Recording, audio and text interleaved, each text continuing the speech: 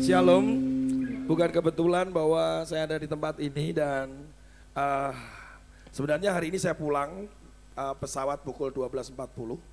Tapi kemarin kami dapat kabar pesawat diundur sampai pukul 16 lebih 10, jam 4 lebih 10. Kemudian saya sudah atur semuanya di Surabaya sedemikian rupa bahwa ada keterlambatan termasuk anak-anak. Ya saya beritahu mereka. Dan ternyata tadi pagi jam setengah 1 pagi, di mana kami sudah terlelap tidur, tiba-tiba dapat SMS dari Lion bahwa pesawat berangkat jam 7 pagi.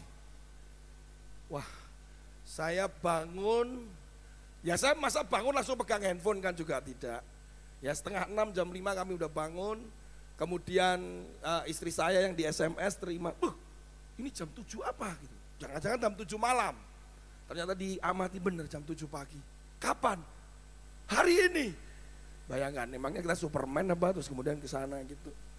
Tetapi juga andai kata kami bisa berangkat pun ternyata persyaratan harus PCR. Swab, sementara kami kemarin dapat informasi bisa antigen, terus kemudian nanti ada surat pernyataan di atas meterai, kemudian kami harus bertanggung jawab di Surabaya. Itu nggak ada masalah buat saya. Tetapi ketika kami menghubungi tadi sepanjang pagi, menghubungi pihak Lion, singkat cerita kami harus rescheduling. Rescheduling paling cepat adalah nanti jam 2. Tetapi saya harus dilempar dulu ke Jakarta, dari Jakarta akan balik ke Surabaya. Tetap syaratnya adalah PCR. Singkat cerita kami nggak bisa apa-apa kecuali kami harus PCR. PCR kalau hari Minggu itu semua laboratorium tutup. Sementara rumah sakit semuanya hanya melayani pasien. Tadi sudah dicek oleh istri saya, nggak ada satu laboratorium pun yang buka hari Minggu kecuali didobrak. Nah ternyata saya harus rescheduling. Bapak mau rescheduling kapan? Terbuka sampai tanggal 20. Masa saya di Manado sampai tanggal 20? Saya bilang paling cepat Pak, karena PCR dan sebagainya, hasilnya dan sebagainya. Akhirnya harus mengambil keputusan yang dimana dasarnya juga tidak jelas. Akhirnya saya mengambil keputusan itu, istri saya bagaimana. Kepikiran saudara ya, pelayanan anak. Kemudian saya langsung berpikir gini, sudah hari Kamis. Jadi saya akan pulang hari Kamis, besok saya PCR, hasilnya bagaimana saya juga nggak tahu kapan keluar. Tapi yang penting saya Kamis pulang. Dan atur segala sesuatunya dan saya bisa melayani pagi, terus kemudian katanya tadi Pastor Melan bilang sore sekalian gitu.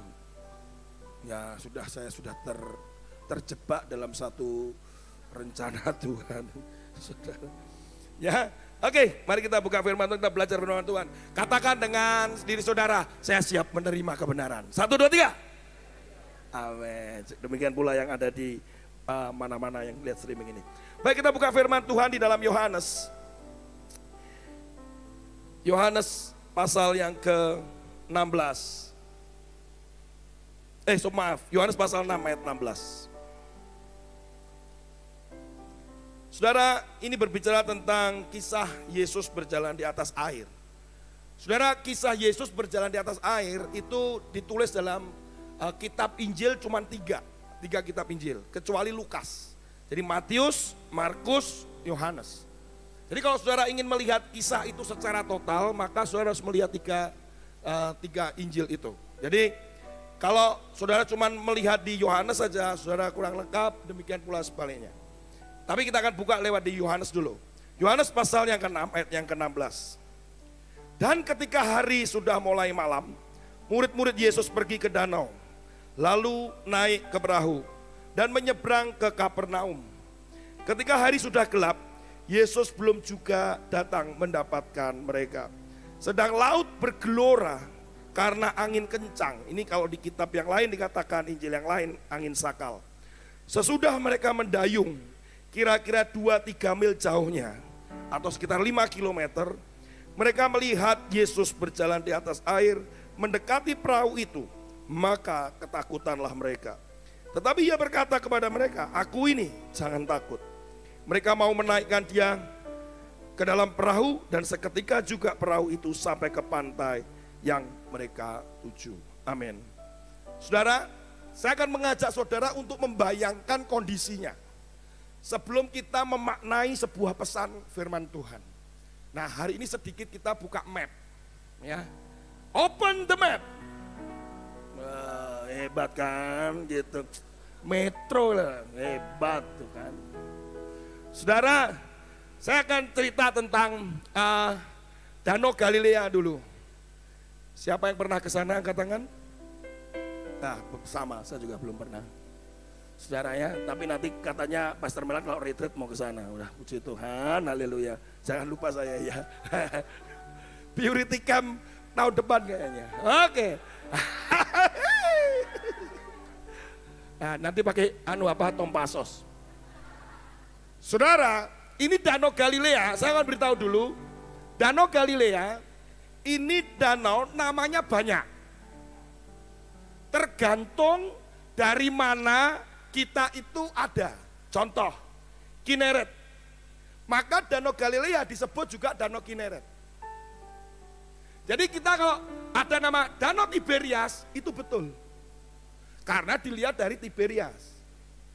Jadi sehingga ketika, wah ini kata Alkitab ini Injil ini gak jelas nih, satu kok bilang Tiberias, satunya kok berkata Galilea. Sama ya. Jadi dilihat dari sudut mana, dari barat atau dari timur. Oke.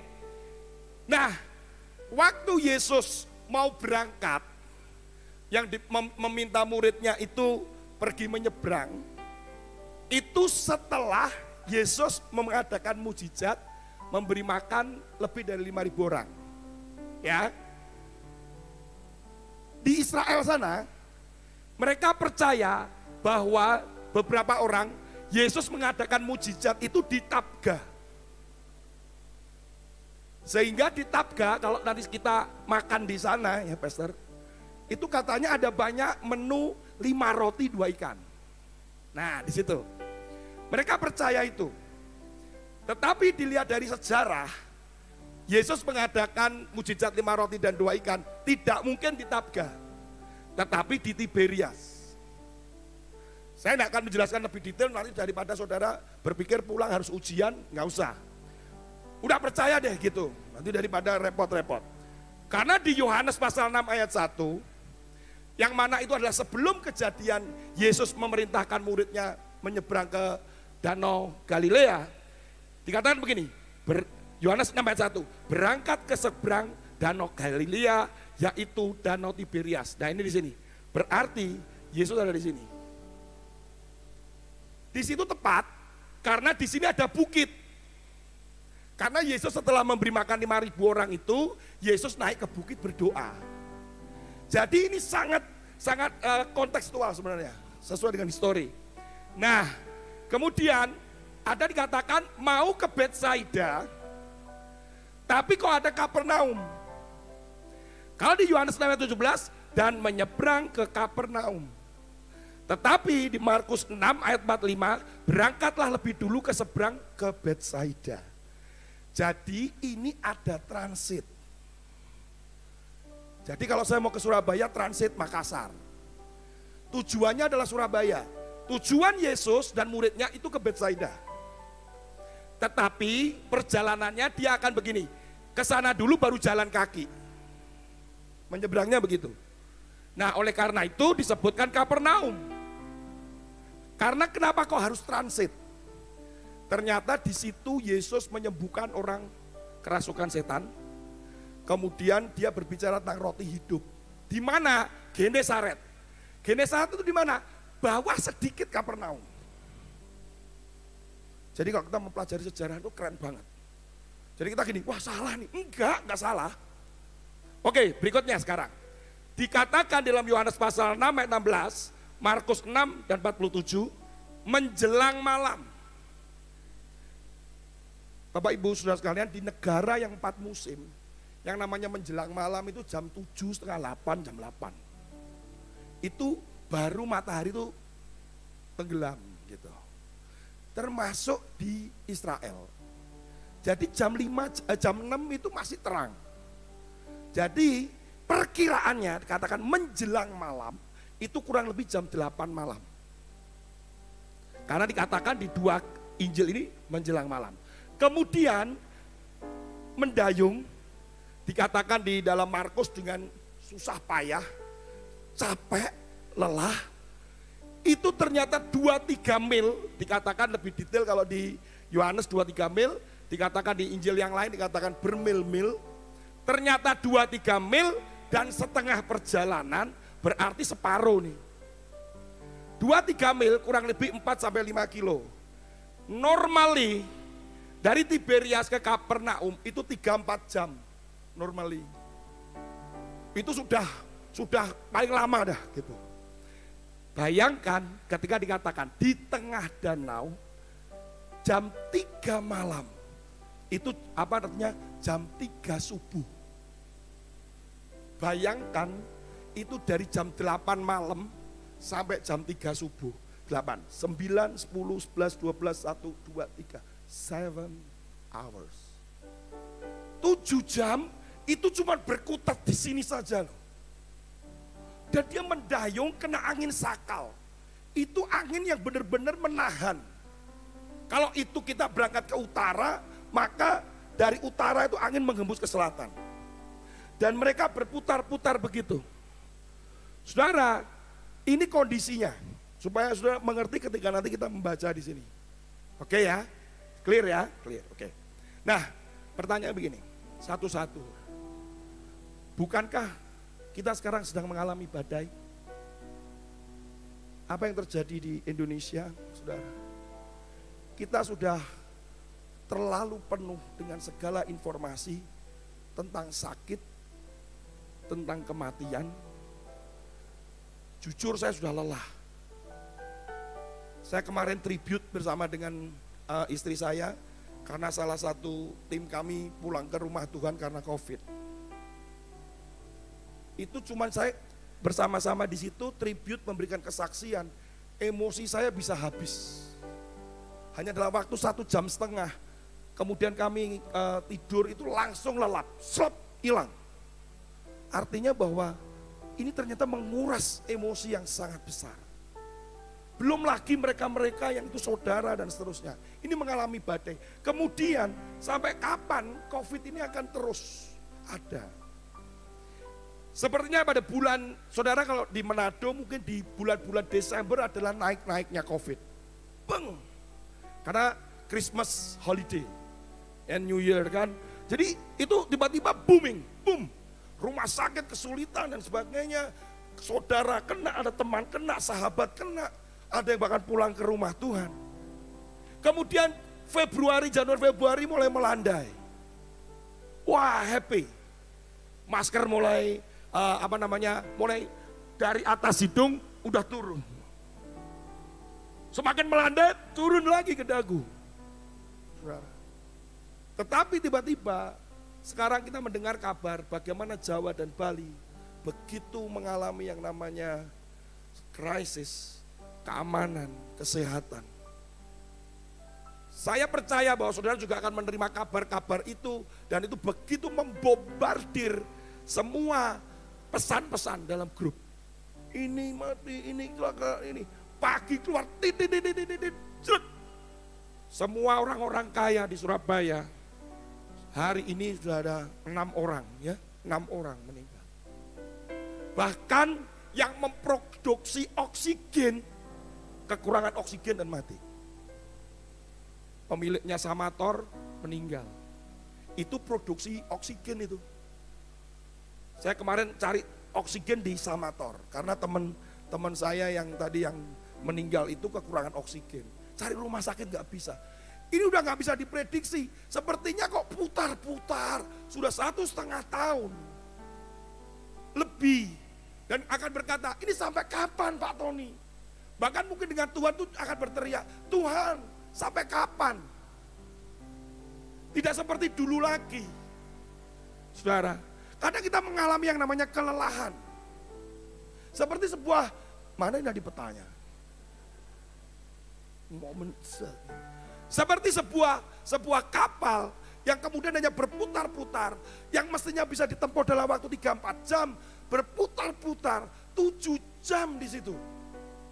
Sepertinya tidak ada satu tujuan dan kita mau mati atau kita mau sampai di sana. Tapi kenyataannya dia berputar-putar. Yang aneh saudara, ini adalah perintah Tuhan. Kita akan lihat apakah ini benar perintahnya Tuhan. Kita lihat di dalam Markus pasal yang ke-6 ayat 45.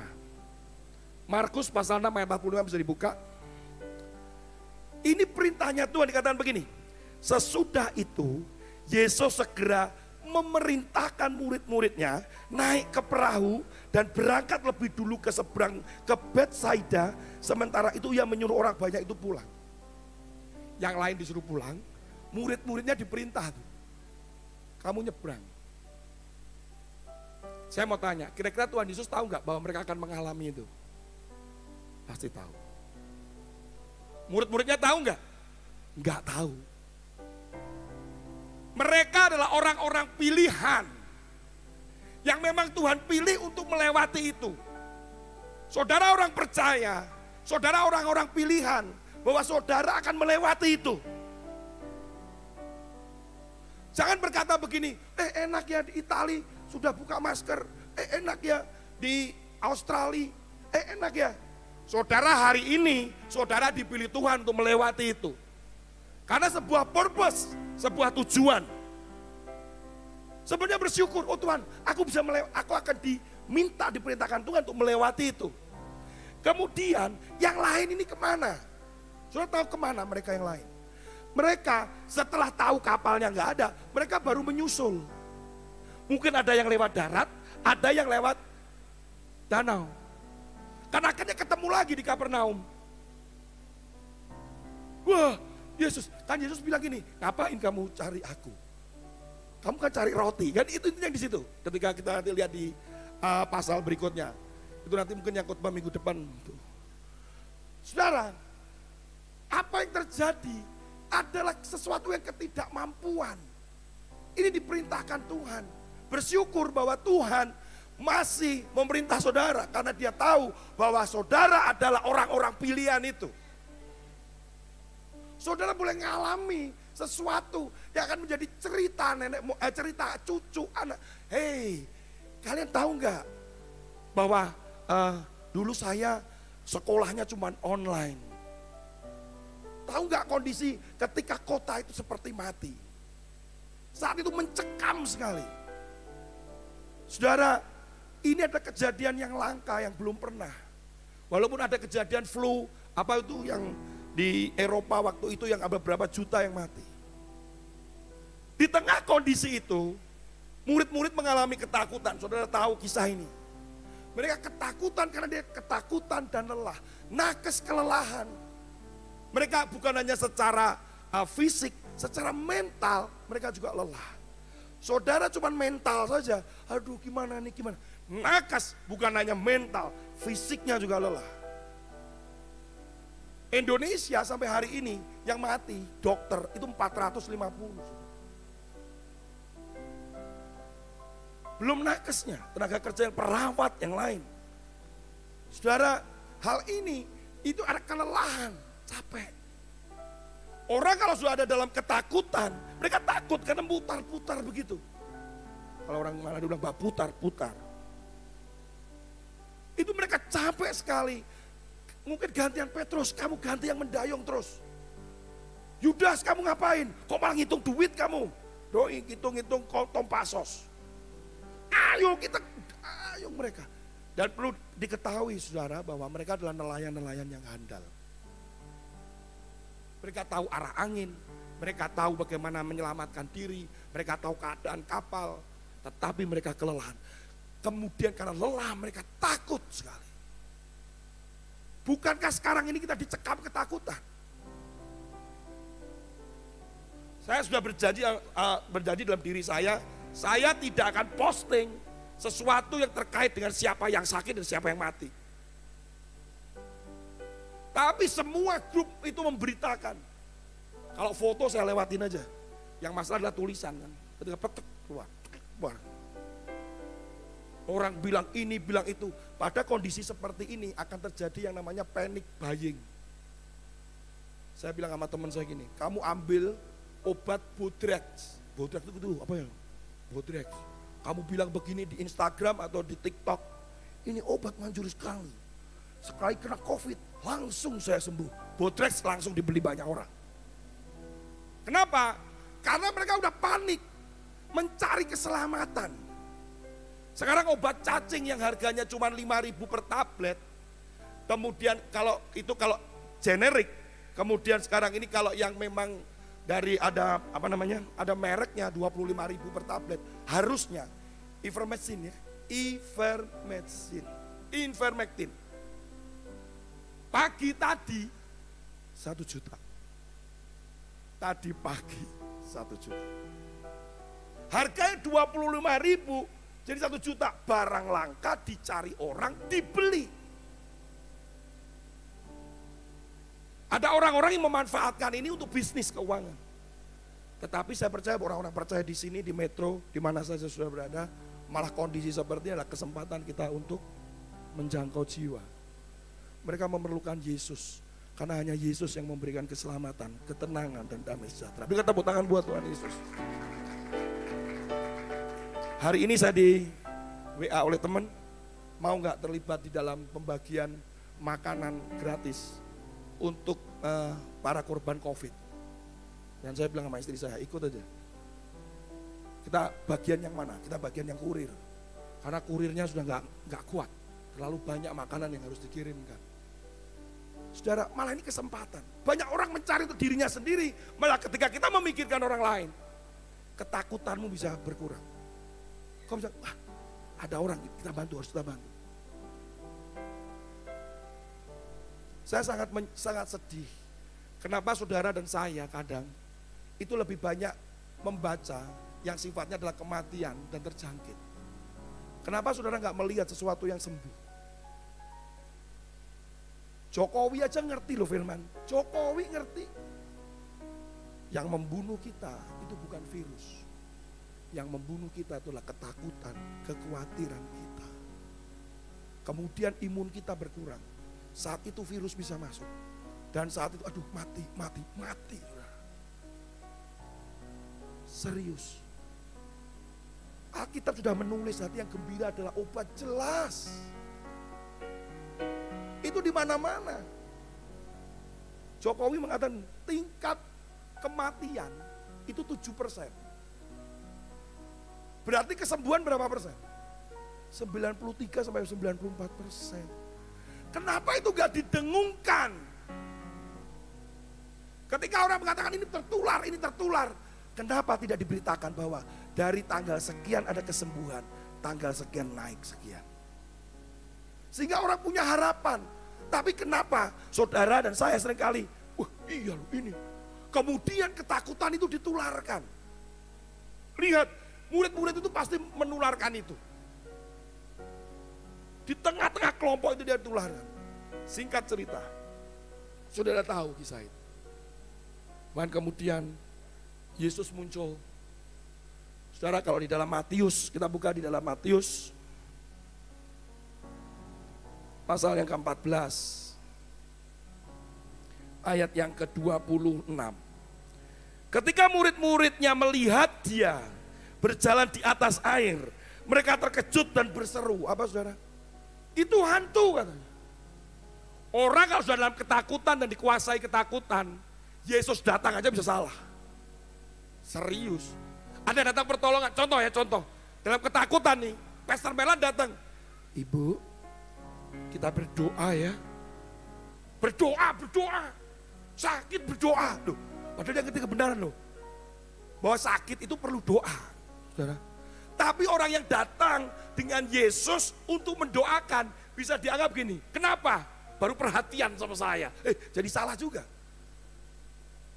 Orang kalau sudah dikuasai itu ketakutan. Yesus datang bisa dikatakan itu hantu. Maka oleh karena itu kenapa sih Yesus selalu bilang jangan takut. Karena kalau kita dikuasai ketakutan bahaya sekali saudara. Ada ilustrasi yang pernah saya sampaikan ke beberapa orang begini. Satu kali wabah itu mau datang ke sebuah kota. Kemudian ada penjaga kota di situ. Kemudian bilang, wabah kamu tidak boleh masuk ke kota ini. Oh, saya akan masuk, tetap masuk. Terus kemudian penjaga kota begini, berapa yang kamu akan serang? Aku cuma menyerang 10 katanya. Oke, 10 ya, 10. Oke, masuk. Masuklah si wabah. Wabah ini dengan penyakitnya, yang diserang 10. Tapi kematiannya ada 100.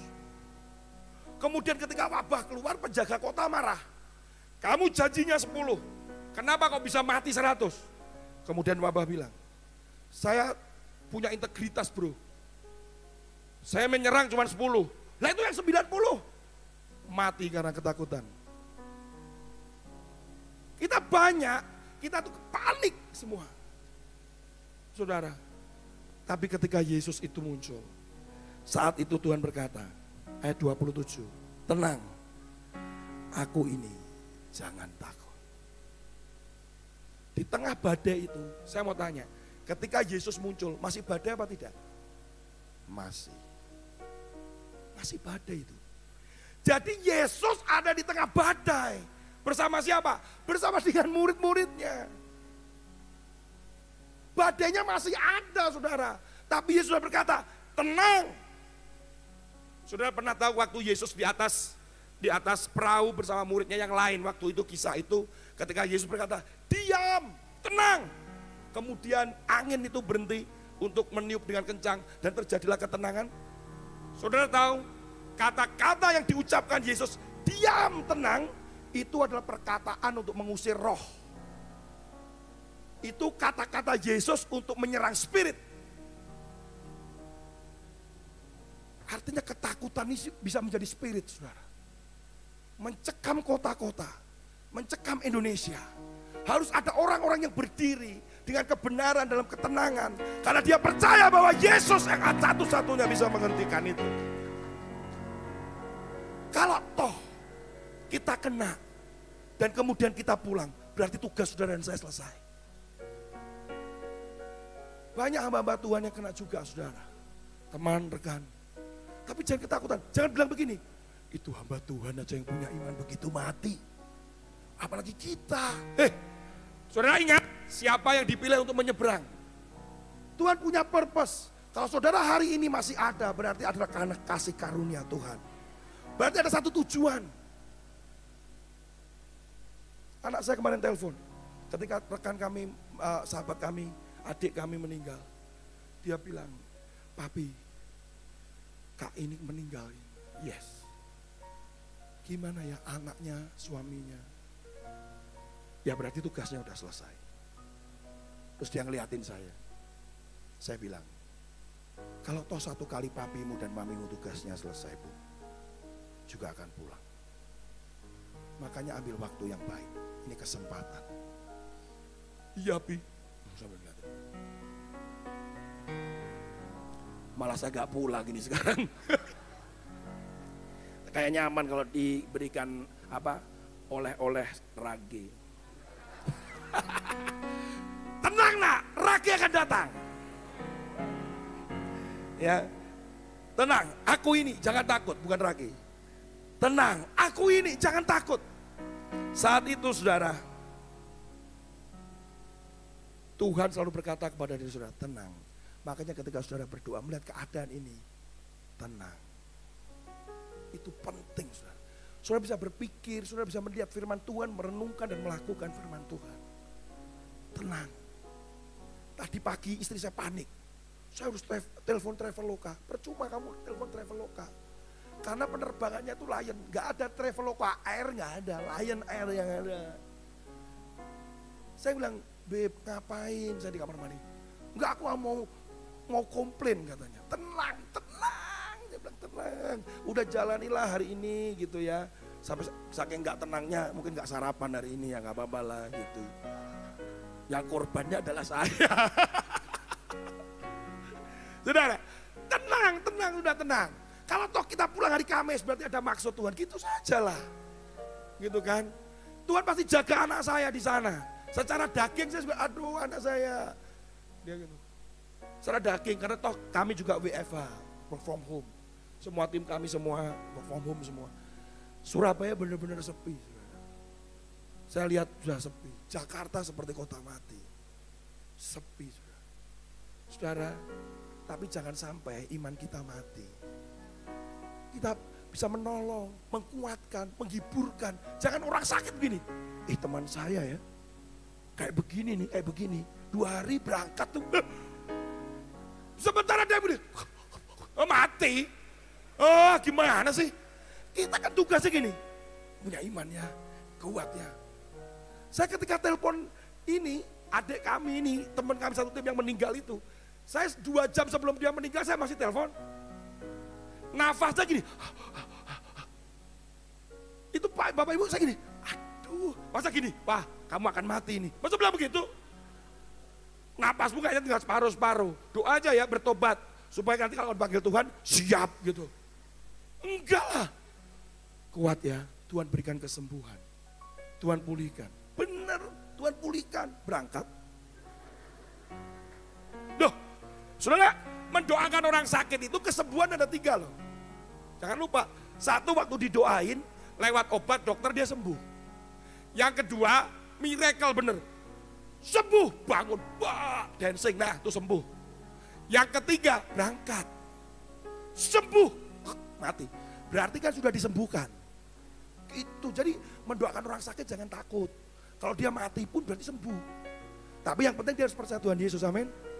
Itu penting. Kalau dia enggak, aku belum percaya Yesus, ya sudah, matinya benar kekal, sudah. Ya, saudara. Jadi saudara enggak perlu takut, kuatkan mereka. Sama dengan Yesus menguatkan murid-muridnya, tenang. Dan yang kedua, lompat aja, karena saya enggak akan membahas masalah Petrus, karena ketakutan juga sama akan tenggelam. Yang kedua, saudara harus minta tolong sama Tuhan. Ketika Petrus berkata, help me. Help me. Tolong. Saudara, mau ditolong kayak apa? Saudara enggak usah macam-macam lah. Tolong Tuhan. Tuhan lebih tahu bagaimana cara menolong saudara. Enggak usah begini, tolong Tuhan. Obat itu dikirim. Tolong Tuhan. Enggak usah. Tuhan lebih tahu apa yang menjadi kebutuhanmu dan yang terpenting dalam hidupmu. Saya masih ingat sekali, ketika kami nggak bisa bayar uang sekolah anak saya cuma punya tugas gini, Tuhan tolong. Kami teriak berempat, angkat tangan kami saat misbah keluarga, tolong. Kenapa papi ngomong gitu? Tuhan cuma perintahkan kita minta tolong. Kenapa papi nggak ngomong gini, tolong kirimkan uang? Enggak, karena Tuhan punya cara bagaimana Tuhan menolong kita. Masa Tuhan kali saudara batasin, Tuhan tolong duit atau uang, doi. Enggak, Tuhan punya cara. Mungkin dapat beasiswa, mungkin dapat keringanan, kita nggak tahu. Jangan paksa Tuhan dengan cara saudara. Tugas saudara Tuhan berkata, help me Lord. Hari ini pun juga katakan help me Lord. Amin saudara. Yang terakhir, masukkan Yesus di dalam rumahmu. Yesus naik ke atas perahu dan badai itu tenang. Ketika Petrus berjalan pun masih dalam keadaan badai. Ketika dia tenggelam, dia juga saat itu masih minta tolong Tuhan. Ketika dia berjalan bersama Yesus untuk masuk perahu, masih dalam badai. Tapi begitu Yesus naik di atas perahu, badai itu berhenti. Ketika Yesus ada di rumahmu, ada ketenangan di situ. Ketika Yesus ada di dalam dirimu, maka di situ ada mujizat di sana. Tapi yang penting tenang, tolong Tuhan, dan badai itu akan berlalu. Entah kapan kita tidak pernah tahu, tapi berjalanlah bersama dengan Yesus. Kalau toh pun ini lama, tenang, karena Yesus ada di dalam perahu. Perjalanan yang mestinya cuma 3-4 jam, itu sudah 7 jam, lewat lagi berarti 7-8 jam lah, sampai ke Betsaida. Tapi kan bersama Yesus, berarti ada purpose, ada tujuan. Ternyata Yesus melakukan banyak di sana. Sampai di Kapernaum, kemudian sampai ke Betsaida. Saudara, Tuhan punya tujuan dalam hidupmu dan kau adalah orang pilihannya. Keep strong. Tetap percaya, jangan takut. Tenang. Mari kita tunduk kepala, kita berdoa.